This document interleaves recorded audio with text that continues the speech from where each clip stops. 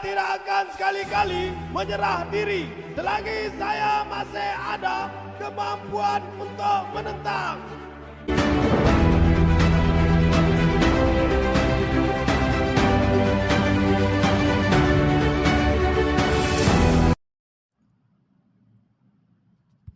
Cuk pakai gapo ni? Cuk.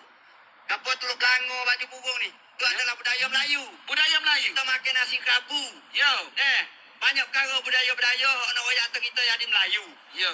Lepas tu kita ada sejarah hak kita sendiri. Sejarah kita sendiri. Hak tu nak bukti, pak bukti tu kita orang Melayu. Ya. Bukti ada pari cerita dulu raja apa.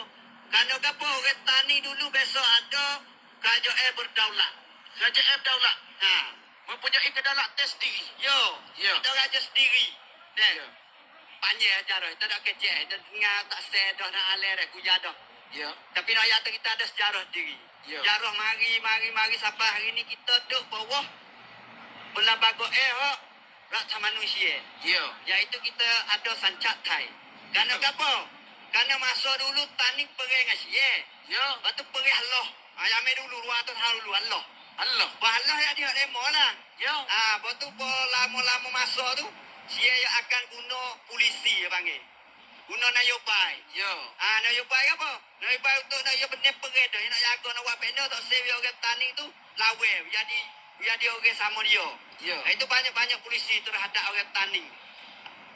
Cara nak siapa iaitu jati diri, kita nak kena jati diri. Kecek betul lah Jumilah, wipin untuk pehe. Jati diri nak wipehnya, kita ni adalah orang Melayu Islam tani.